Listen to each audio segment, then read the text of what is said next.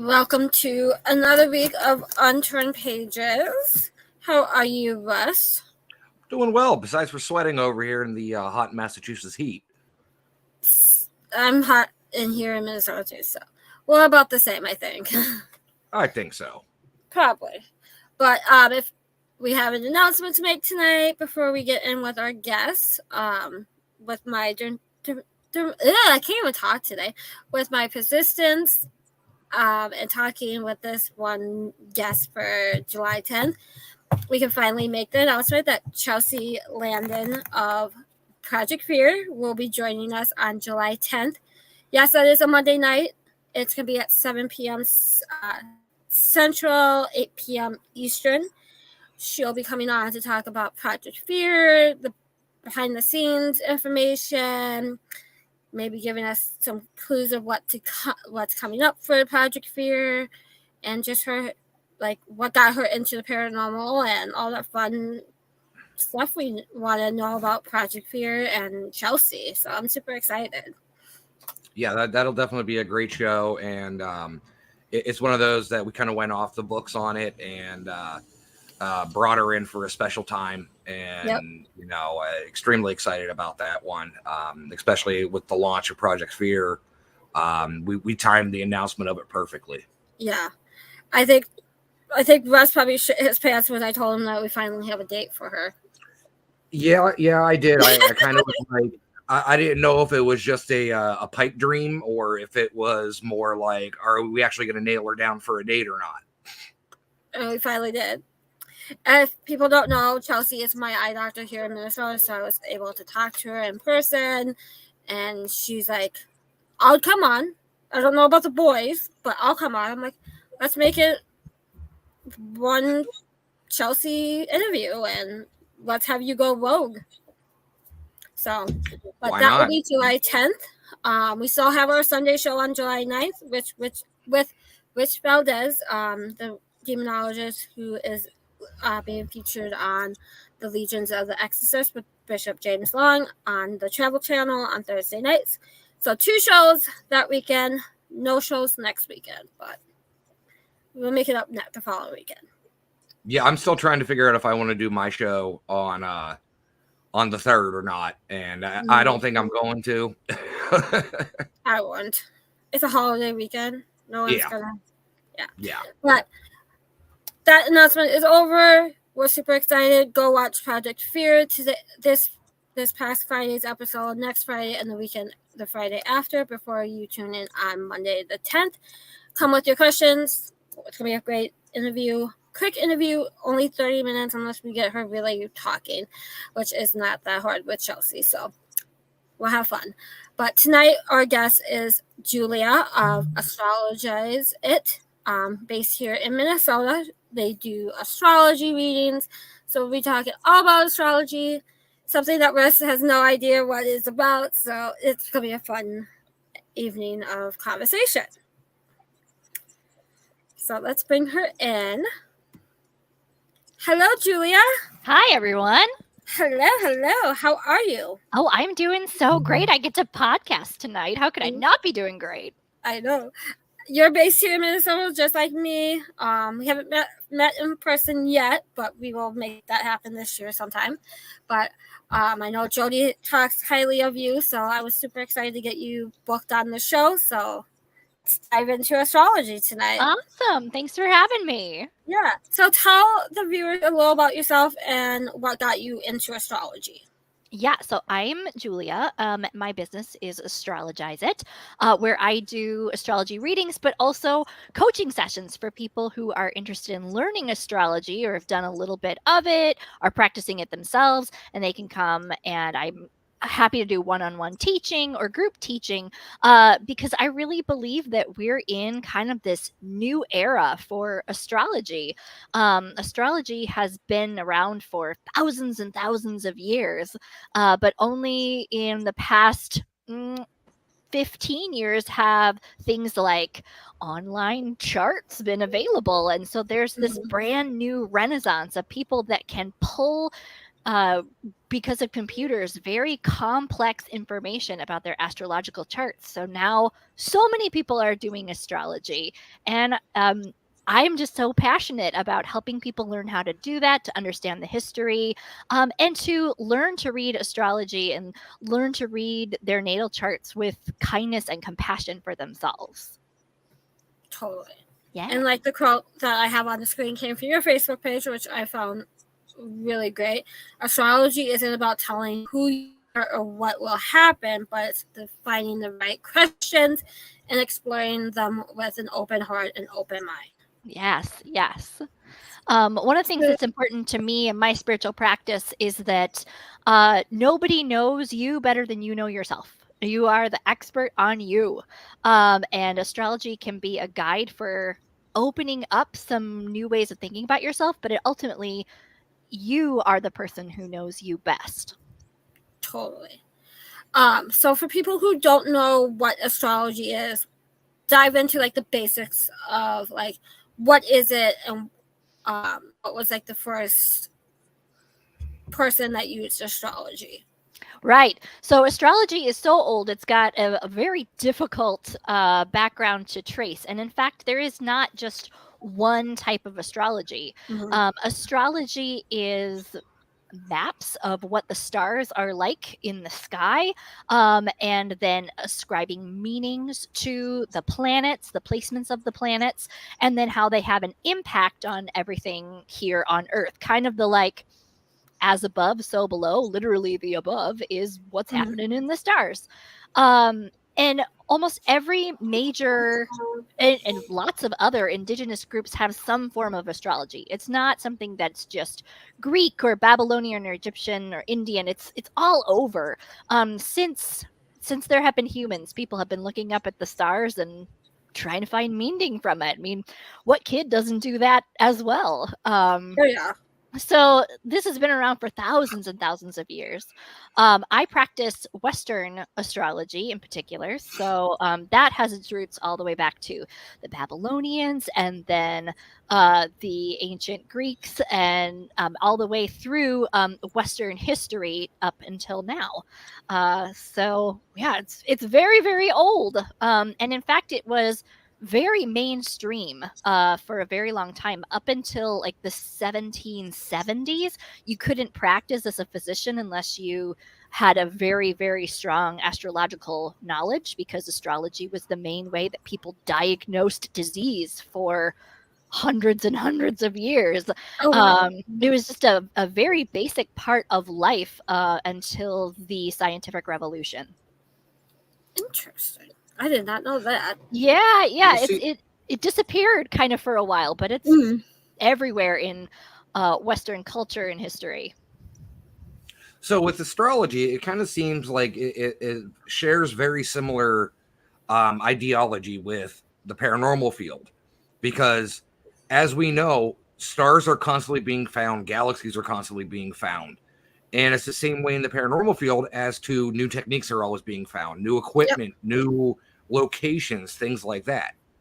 Yes. And that's been a fascinating part of astrology, because there are definite purists, people that practice traditional astrology where they only use astrology the way it was up until the discovery of the telescope. But when the telescope came around, all of a sudden there were planets that we didn't know about before, and it threw astrology into chaos. Something that had been around for thousands of years, suddenly now there's new planets, and people debating, do we pay attention to them? Do we not? Yeah. And so it has been recently, because of science, evolving. And so there's a lot of astrology that is very old, and some of it that's brand new. And there's like, oh my gosh, we just found another comet. We just found another asteroid. Are we going to consider this? What are we going to do? So yeah, it's still very much an evolving process. Now, how do you feel about them getting rid of the planet? Here's one of the fun things about astrology. Like, you can add a planet, you can take away a planet. It still exists and it still has an influence. So whether it's Pluto is considered a planet or not, in astrology, Pluto is considered a planet. And in fact, for me personally, in my practice, once Pluto was downgraded to a dwarf planet, that made me go, oh, what are some other dwarf planets that maybe have the same level of influence that I should be taking into consideration in my chart reading? Like the dwarf planet Ceres, for example. I'm like, oh, maybe we should be counting that then. Yeah, so Yeah. it's very open. When that happened, I was kind of sitting there going, well, ninth grade science is completely out the window now because I've been told this my entire life. And yeah, now I guess we don't consider it a planet, but okay. Right. But who knows? In 35 years, they can recategorize it or something like that. So it's always changing. It's always changing. It's never staying the same. Yeah. So, for people who are wondering, like, when they sit down for a astrology reading, you pull up their birth chart. What information do you need to get a birth chart? So to get an accurate birth chart, you need the person's birth date, including the year. You need the location of where they were born, and you need the time that they were born. Time is always kind of a tricky thing. A lot of people are like, well, it was about this time. The more accurate of the time, the more accurate of the reading. You don't have to have a time to get a reading, but you can dig into a lot more information if you have the time. Okay. So, like, if let's say you do have the time, what kind of information is different than if you didn't have the time? Yeah, so in a chart, you'll see that there are the wheel is kind of cut up into all of these little pizza slices, and you have to know each one of those pizza slices is called a house, and each house in that chart has to do with different aspects of your life, like your personality, your parents, your home life, your job, and those little slices change all the time, and they're moving, and things are moving into different houses depending on how accurate your time is. So you can still get a reading, but it becomes much more alive and actually accurate of a reading when you can know exactly where to cut those slices. So how many houses are typically in a chart? Yeah, there are 12 houses in a chart. Each one can more or less correspond with one of the 12 zodiac signs. There's a lot of the number 12 going on in astrology. Definitely. And there are different ways of slicing and dicing. I mean, this is a practice that's 6,000 years old. There's lots of different ways to read a chart. What we have here is called the Placidus system. I like to use it because of the way that it gets sliced and diced. The different houses can become different sizes. For me, that adds an interesting level when it comes to personalities. But there are some people that follow different rules for how they slice and dice. Doesn't mean one is more accurate than another. It just depends on how the astrologer prefers to do their readings. Okay.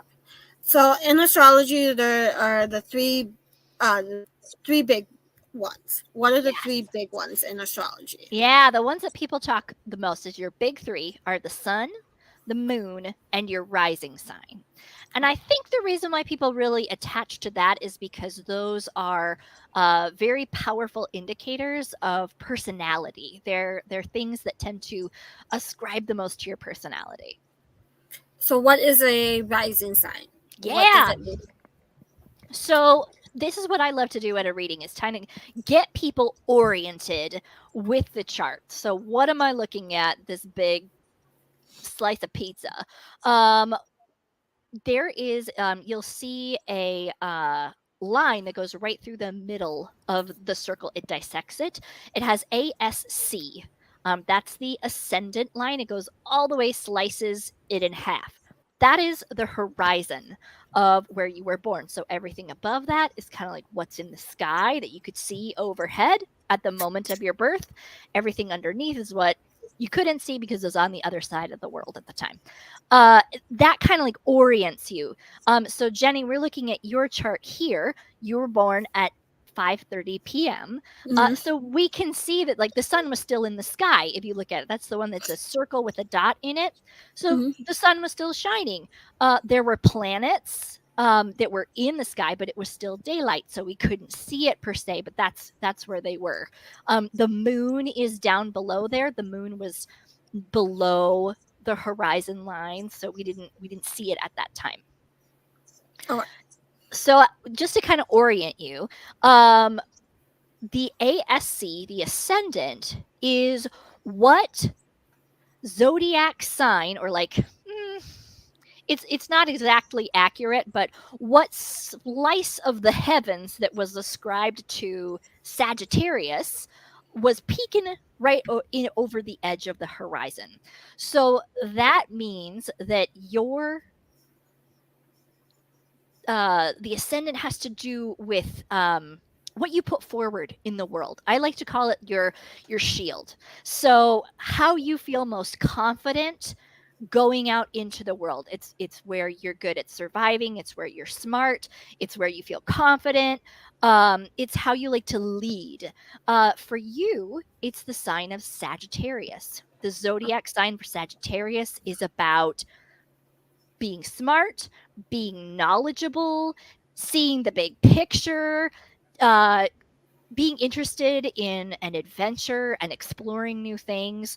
So when people first get to know you, or you're going into a situation where you maybe feel uncomfortable, you lead more with that knowledge, with that, Yep. oh, I know what's going on. I'm brave. I've got this. I'm confident. That's how you tend to approach the world. Awesome. Yeah, Yeah. that's totally me. So Yeah. Now, a quick question, since we did bring up zodiacs.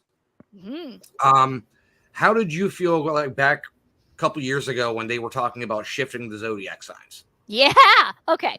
So this actually happens every few years.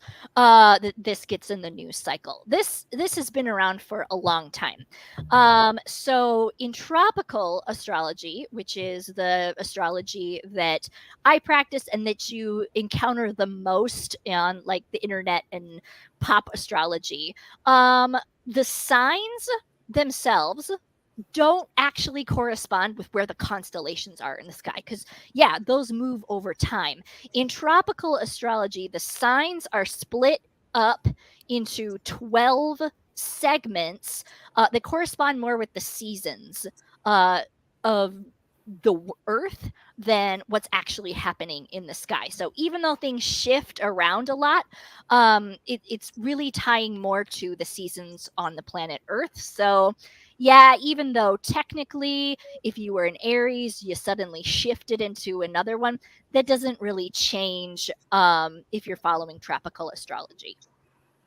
Okay. So, for people who don't know what zodiac signs are, can you kind of describe quickly what the definition of a zodiac sign is, and like the 12 ones that we do have? So the principle behind the zodiac signs and the way it was thousands of years ago is that there were 12 constellations that were identified that made their way all the way 360 degrees of the sky, and that as the sun, the moon, and the planets were kind of like moving through those constellations, they would take on the energy and symbolism that was attached with what those different constellations meant. Here's where we get to the more esoteric side of things. So, like as the sun is moving through a sign of the ram, of Aries, it takes on characteristics of Aries, the god of war, and being forceful and pushing your way through and starting new things. So then whenever a planet is moving through these different constellations, it takes on the flavor of what that constellation is all about. Awesome. I know like Russ is April 23rd, so he's a Taurus. 25th. Right. So, 25th. yeah, so that 25th. Yeah. I was close enough. Okay. You were close. So that would be that your sun, the sun itself, that it's called it's a luminary, a planet. The sun is influenced by Taurus.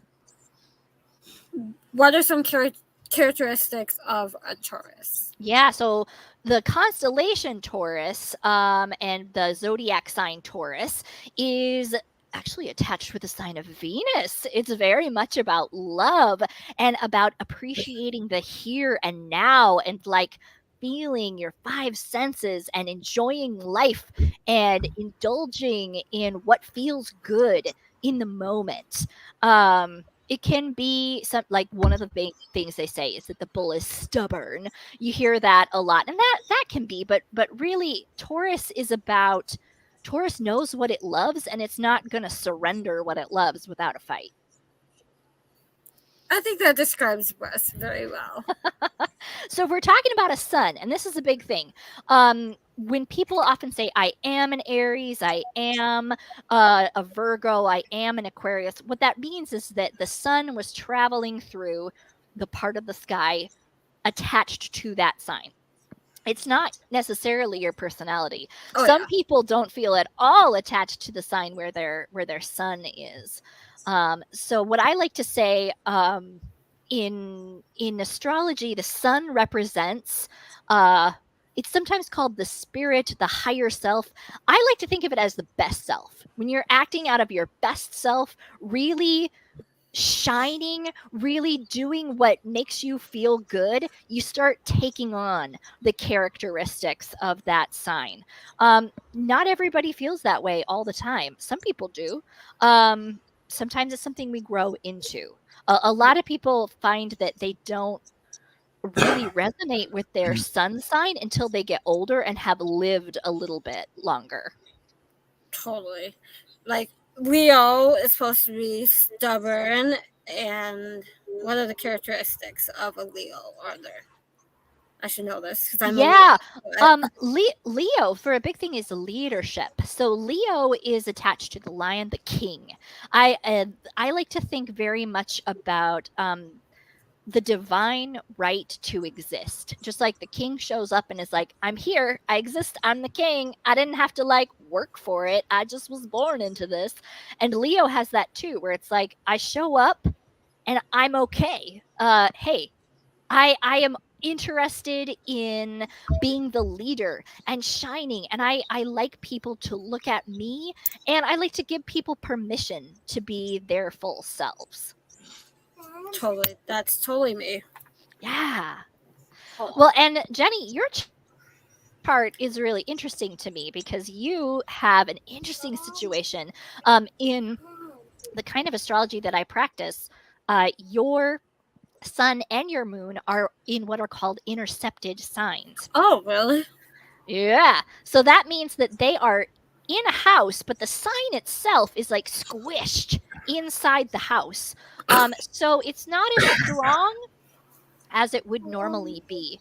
So it makes me wonder if like that Leo side for you, you don't necessarily automatically feel like you're the leader in a situation. People have to kind of convince you to take your leadership Sometimes, role. yeah. Yeah, it's more of an introverted Leo than maybe the stereotype would be. Yeah, because according to when I pulled up my chart, my sun is 9 degrees in Leo, and well, okay, so if you're looking at the screen now, these are the planets based on my chart and which kind of like zodiac each part's in, which is really interesting. So like my sun's in Leo, my moon's in Aquarius, Mercury is in Cancer, Venus is in Gemini, Mars is in Virgo, Jupiter is in Libra, Saturn's in Aquarius, Uranus is in Capricorn, Neptune is in Capricorn, Pluto, Scorpio, North Node. What is North Node? Okay, so the nodes, the north and south nodes are a mathematical principle. They have to do with eclipses and where the moon is situated. People that use the north nodes are usually focused very much on destiny and karma. So where your north node is, that gives us an indication of like where you have big, meaningful spiritual growth to do in this lifetime. Okay, so what would Okay, so you pulled my chart, you kind of read it. What would you say with mine would that mean? Like mine being in Sagittarius. Right. So when we look at the north nodes, one of the first things that I like to do is actually look at the opposite end of the chart, which is the south node. That's where you feel real good. That is where you have over lifetimes, over and over and over again, got to practice those skills. And so on the opposite side of Sagittarius is Gemini. So that tells me that in previous lifetimes or in family karmic patterns, like there's a lot of reward for being curious and exploring things just for the heck of it and jumping from one thing to another thing to another thing just because it interests you.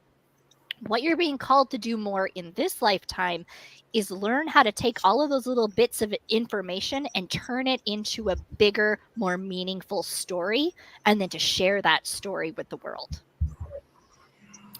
I think that's right.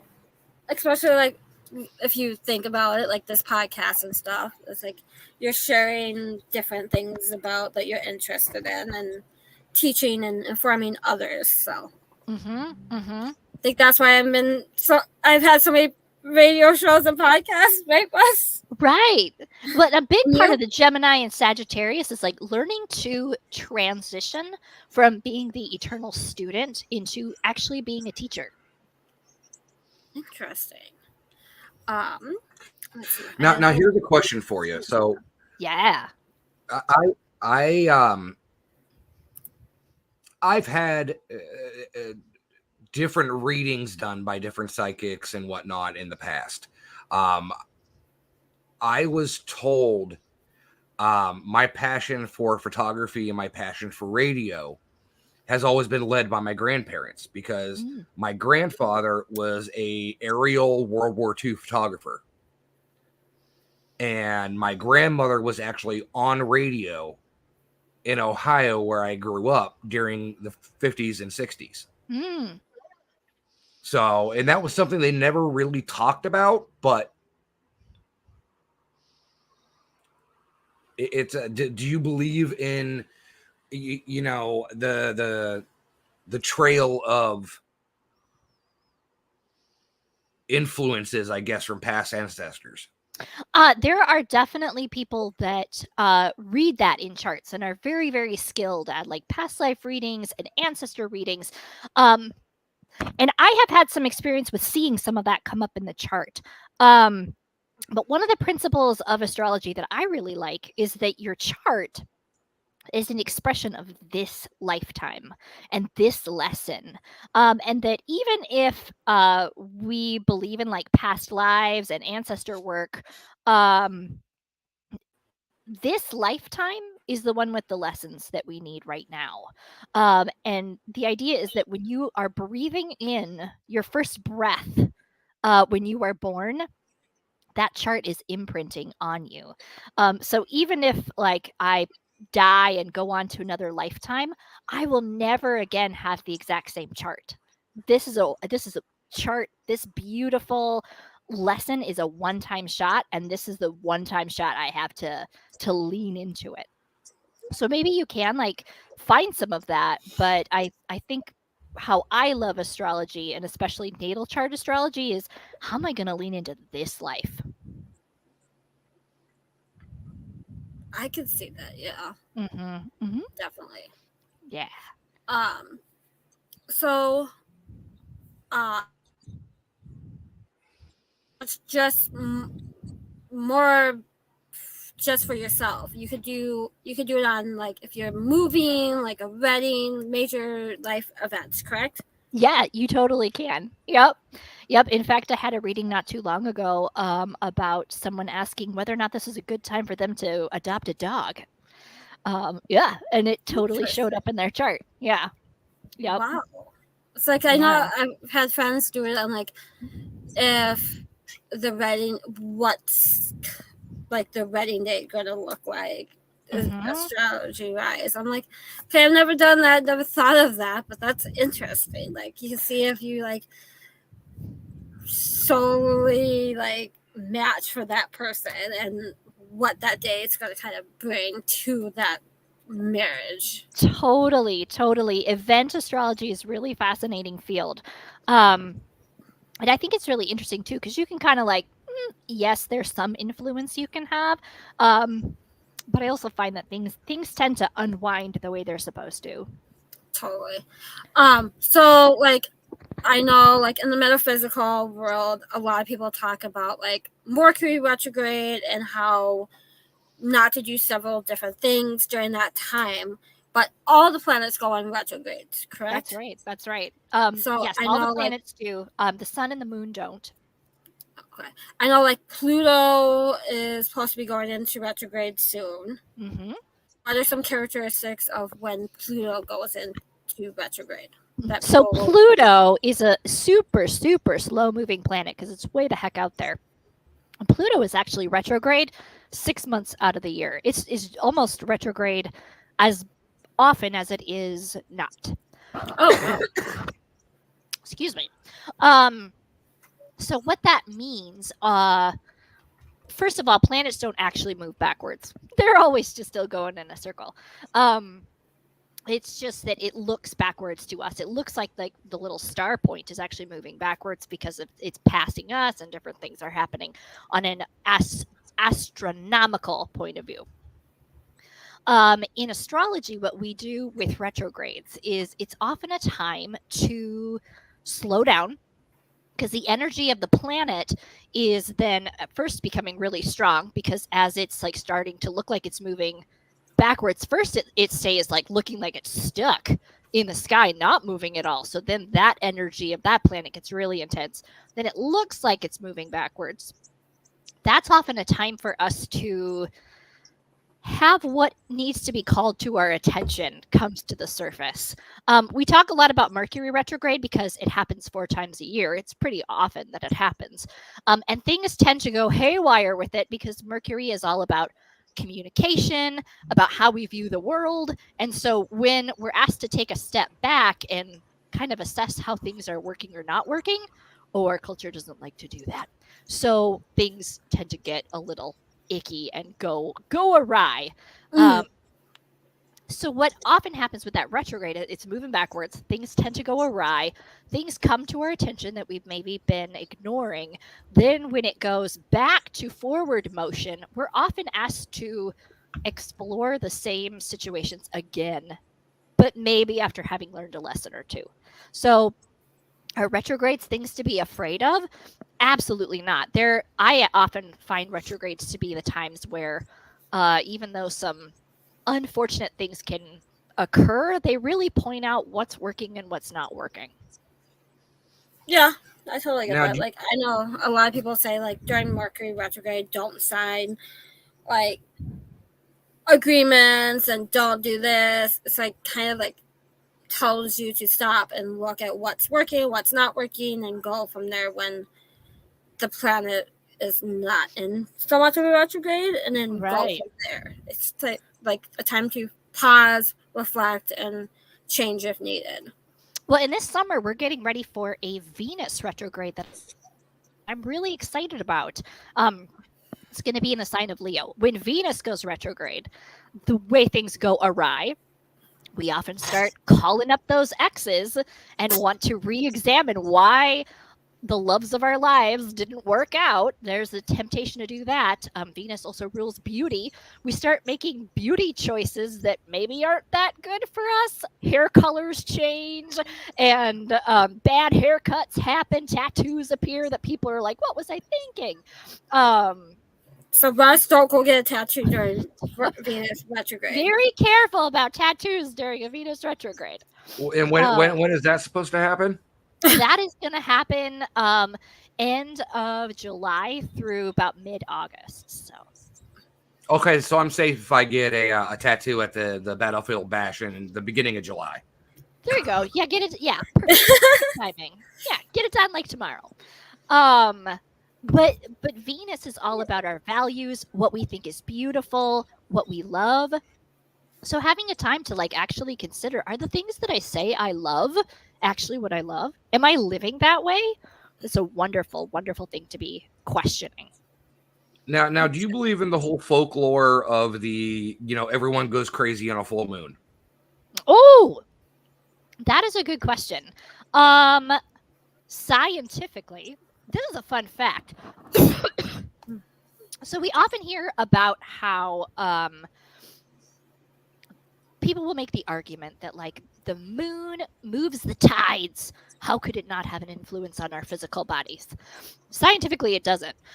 So we live here, those of us that are in Minnesota, we live near the Great Lakes, which are huge bodies of water, and they are barely affected by tides. So no, there are no tides happening in our bodies. So scientifically, no, we're not under the influence of the moon. However, in astrology, what's happening on a full moon is that the sun is at the opposite end of the sky from the moon. So that's why the moon looks full, because it's all that light is shining on it. And the moon represents our emotions, our instincts, all the hidden parts of ourselves. And so the sun is illuminating all of that. So all the feelings get super, super big, is what the astrology is all about. And actually, Jenny, we look at your chart. You were born on a full moon. Oh, interesting. Yeah. Interesting. No wonder so you she's kind so of weird. have full moon energy in your life all the time. Shut up, Russ. Yeah.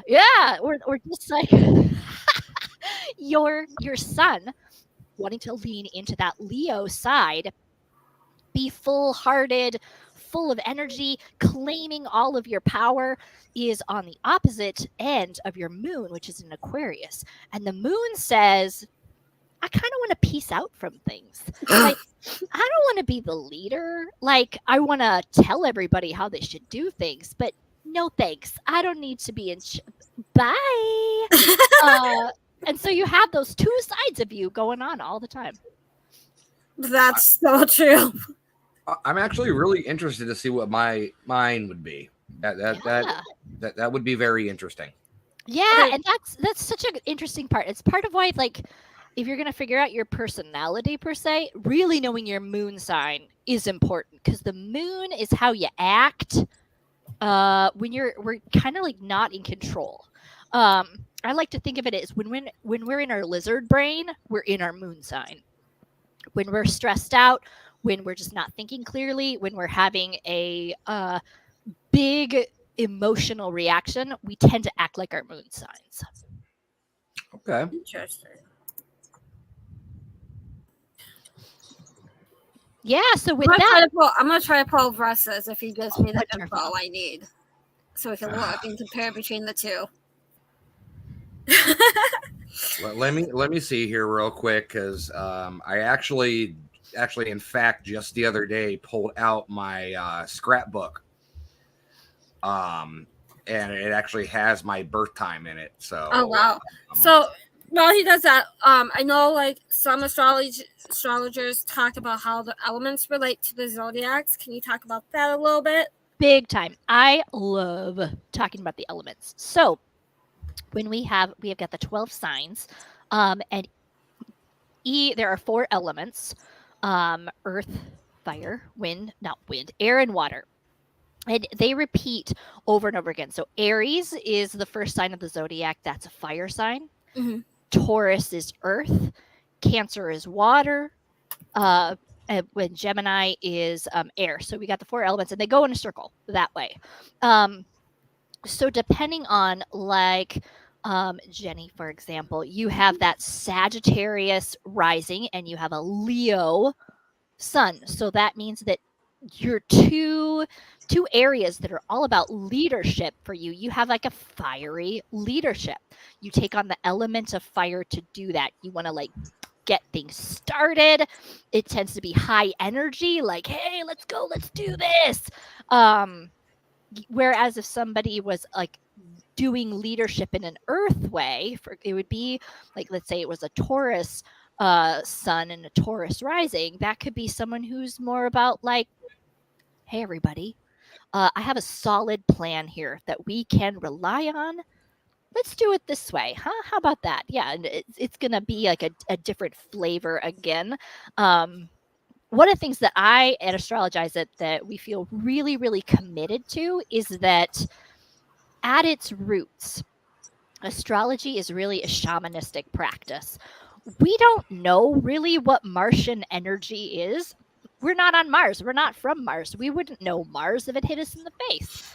But we know the Earth, and we know things like fire, and we know things like anger.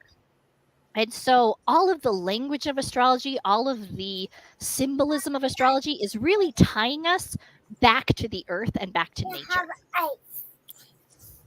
They were trying to give me something to drink.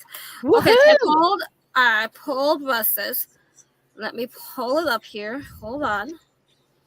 This will be interesting. Woohoo! Let's pull it up. Okay. Oh, hold on a second. So that's Russ's. Oh, cool. I love you, Mom. Okay. All right. So we have our Taurus sun. There. All right. So in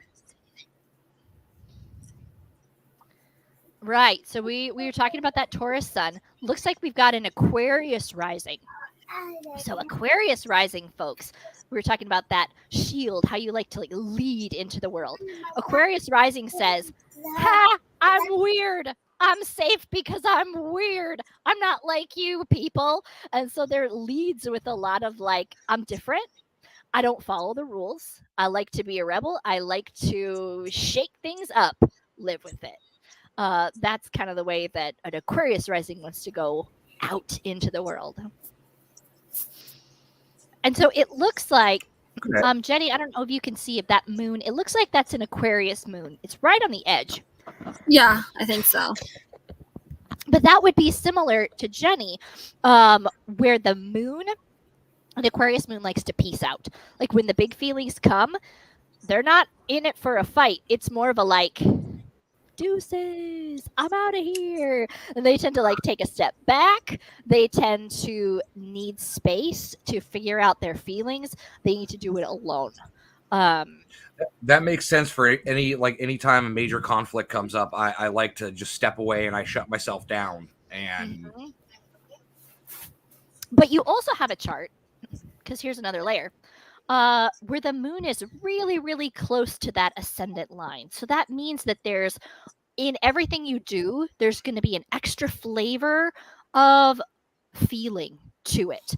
You may be kind of I'm out of here with your moon, peace out. But everybody else can see that you have big feelings. You have a bit more of a heart on your sleeve than maybe you're comfortable with. That totally is. I am an emotional person, so. And you're very much led and guided by how you feel about things versus what you've thought and analyzed about everything. I am also. I'm kind of one of those people that I am a planner. I think of 4 steps ahead. Awesome. And I'm one of those people that has that pessimistic attitude of if it can go wrong, it will go wrong kind of thing. So I always make those extra plans of okay, if this does happen, this is how I'm going to react to it. Fascinating. Yeah. So that to me sounds a little bit like the planet Saturn, which where Saturn is in your chart, it's kind of that where things are hard, and so you expect things to be on the hard side. And so it looks to me in your chart that we've got it's not exact, but your sun is on the opposite side of the chart from Saturn. So that's kind of there's always this push-pull of you want to be in the present moment, you want to appreciate life how it is, but you're always aware that there's a big dark other world out there, other dimension that's kind of oh, but there's also a dark side to everything. Just waiting for the other shoe to drop. Yeah, totally. Yeah. Okay. All right. It's really interesting. So you've seen Russ's, you've seen mine. Yeah. Based on those two, do our blood charts kind of make us compatible as friends? Do we show the best of both? Yeah. So I'm just here because Jenny paid me off. You wish. When it comes to compatibility, I personally think everybody can be compatible with everybody else. It just depends on how much work you want to put into it. In some compatibility charts, on paper, it looks super compatible, but people are actually so similar that they don't inspire each other that much. And it gets a little bit on the boring side. And then also some charts where it looks like these people aren't compatible at all. They actually have a lot of chemistry together because they're pushing and pulling against one another. And so when I see that you two have charts, you have a lot of what we call fixed energy between the two of you. As we were saying before, there's a lot of shared stubbornness. So my thought is that between the two of you, there's a like, yeah, we're good to go with the flow until we have different ideas about how things should go. And then, then you end up like really kind of needing to duke it out a little bit, or there's no moving either way.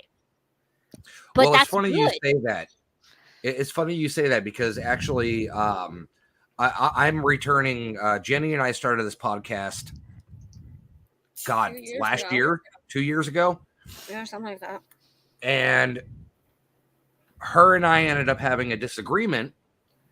And I was like, okay, well, I'm going to take a step back and you go ahead and take it over. I'm going to leave the show for a while. And I just now ended up coming back about 2 months ago. Yeah.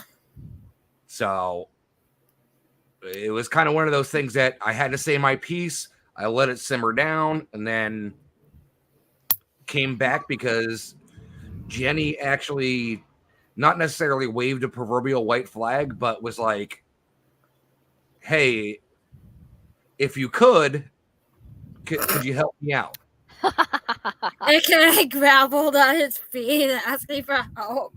You did not. I was saying, if you know me, I don't gravel to anyone. I don't beg anyone. But yeah. Yeah, and so that even though there's that tension between the two of you, what it ends up doing is you probably both have to really think about what you value, what's important to you, what's worth fighting for, what's not worth fighting for, and you bring that out in one another. So you're saying we just fuel each other to do better and bigger things?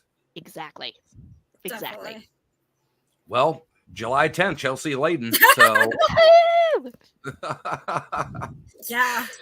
And this is her second or third interview ever. So I'm like, yay.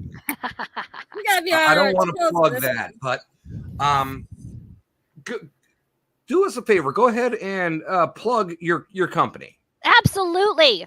So tell people where they can find you, what you do exactly, what you specialize in, everything like that. Big time. So you can find me at astrologizeit.com. Also, any handle with Astrologize It, it's all me and my partner Steve.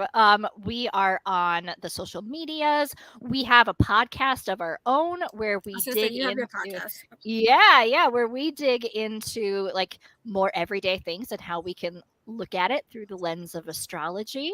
I do readings 2 times a month at Midwest Witchery and Healing, and then I'm, like I said, from my website, doing astrology readings, astrology coaching. So if you want to really learn how to read your own chart or get better at it, love doing that.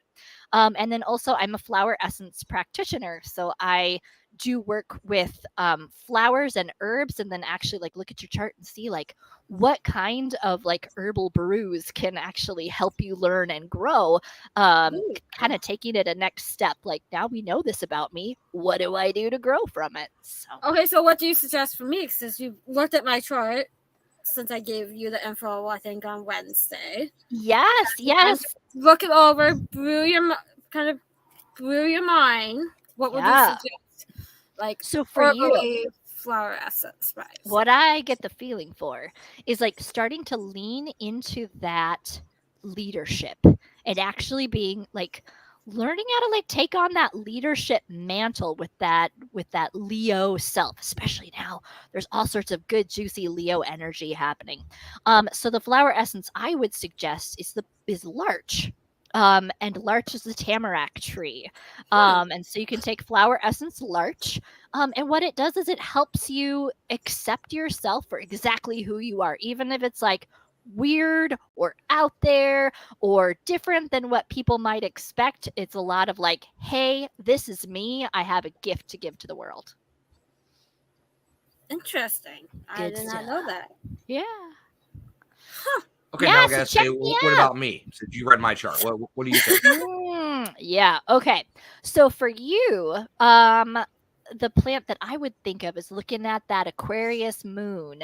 I would suggest maybe the plant vervain, which is about leaning into not so much like preaching what you believe, but also living into it a little bit too, because you got your heart on your sleeve very much, and you feel very confident in like being out in the world and telling people how you see how things should go, but actually like digging into experiencing life a little bit more. So what you're pretty much saying is pot kettle. There you go. Exactly. Aquarius can use that medicine.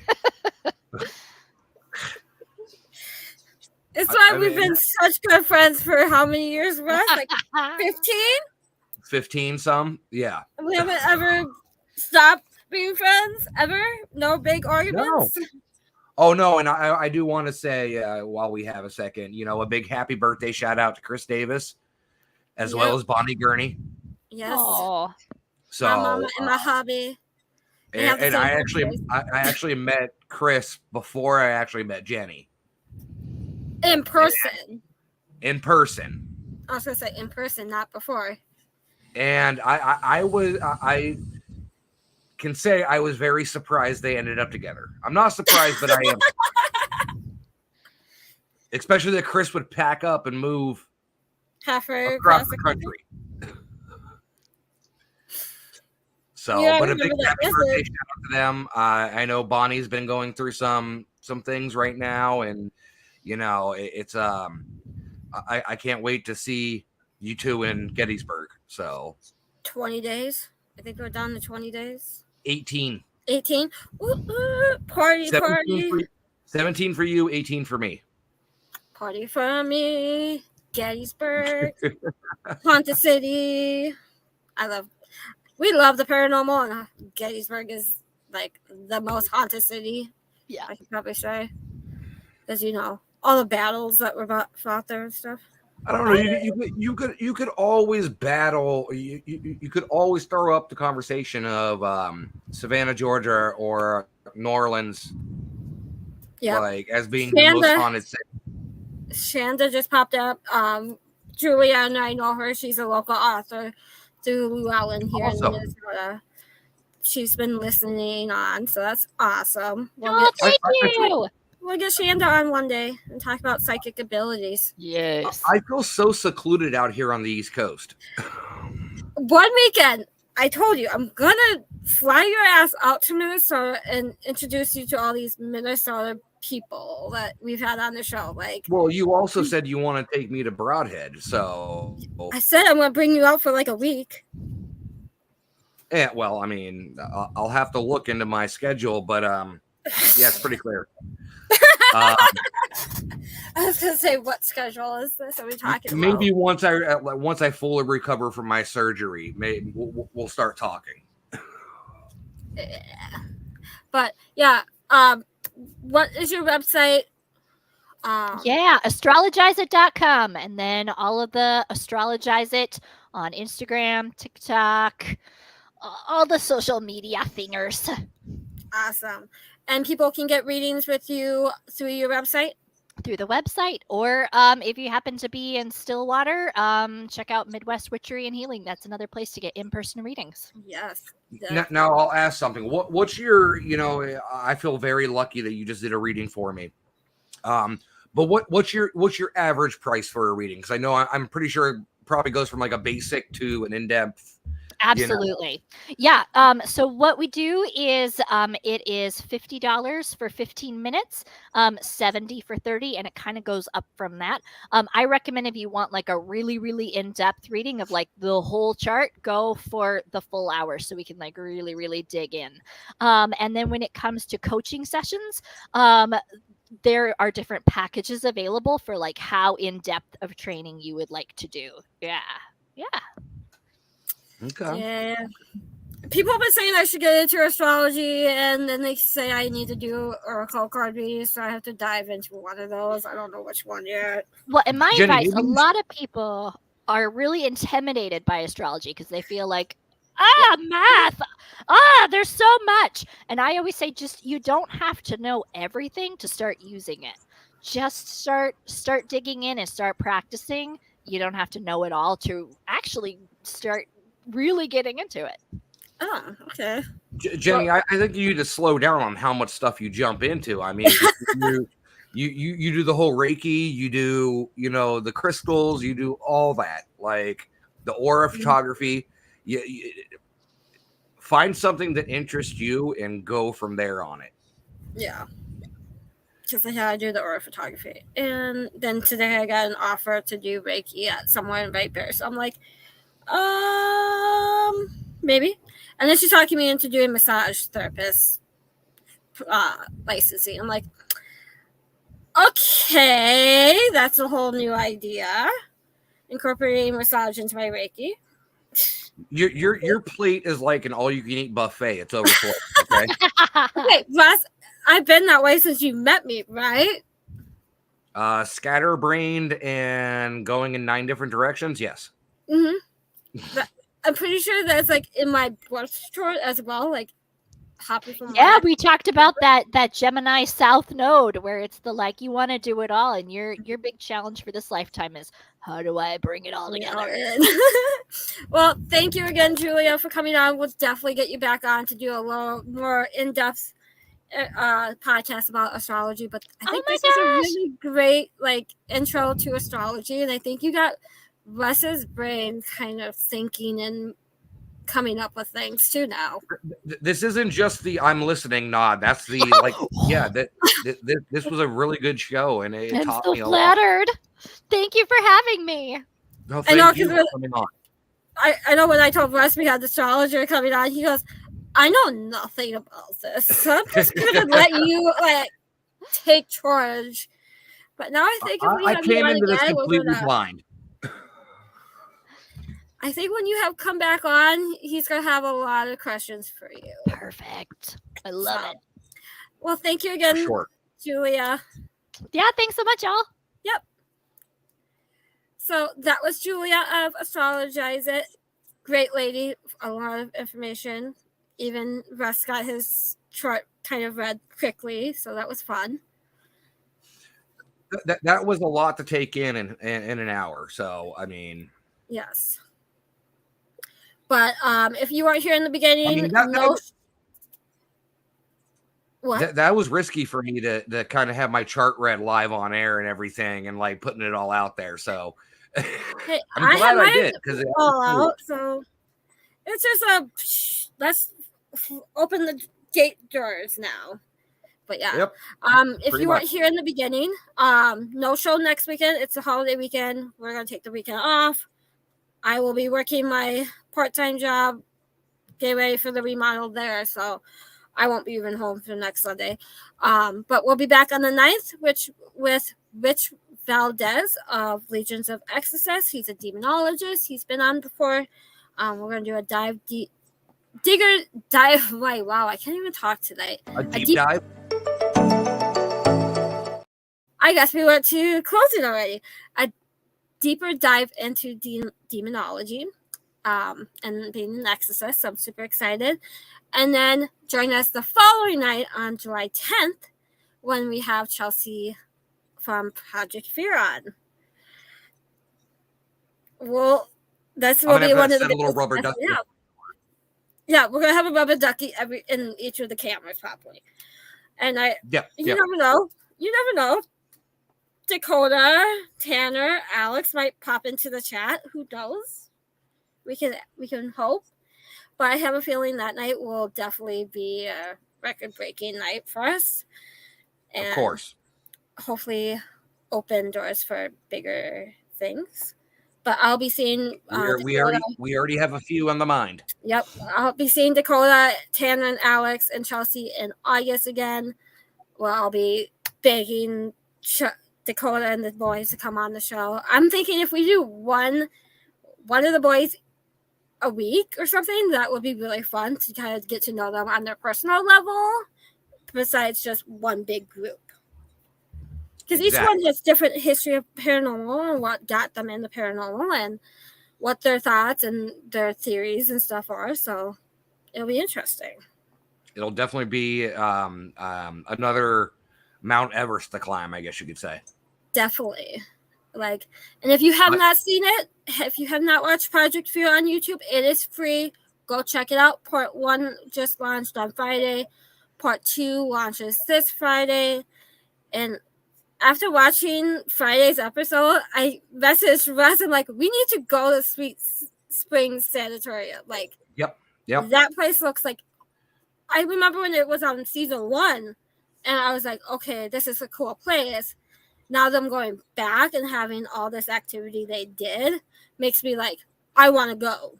Like, the great thing about it is too, though, is it's only 2.5 hours away from Trans-Allegheny Lunatic Asylum. Mm-hmm. It is. So, paranormal road trip and Moundsville Penitentiary. We can go to that too. We could do Moundsville. I've done Moundsville before, and it's been interesting. Yeah. So definitely we'll see you guys back on July 9th and then again on July 10th. We got some great guests. We got some ideas popping in our heads that we're working on to take the show to a whole new level this year and early next year. So, and I just have to plug this real quick.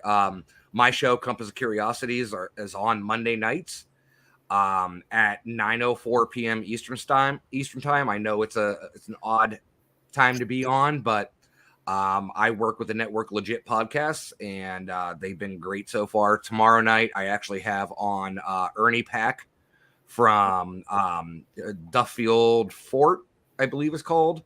Yep, Duffield. Yep. It's Fort in Kentucky is all I remember. Yeah. So join me tomorrow, and I'll post the link on the Unturned Pages page as well as my personal and tag Jenny in it, so anybody listening they can jump on that. So. And then, oh no, I'm sorry, I have totally screwed this up. Orny Pack is on July 9th. Rich Valdez is the 23rd.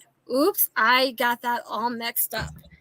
So Orny Pack will be on July 9th, and Rich Valdez July 23rd. I should have looked at the schedule before talking and putting out wrong information. Well, we all know tonight how you done with talking. So yeah, today's not been the best day with talking. That's why I've kept my mouth shut on Facebook a lot of the day. But yeah. All right, well, go spend time with your husband, and see you all on July 9th. We'll see you guys then. Yep. Bye. Let's do the closing.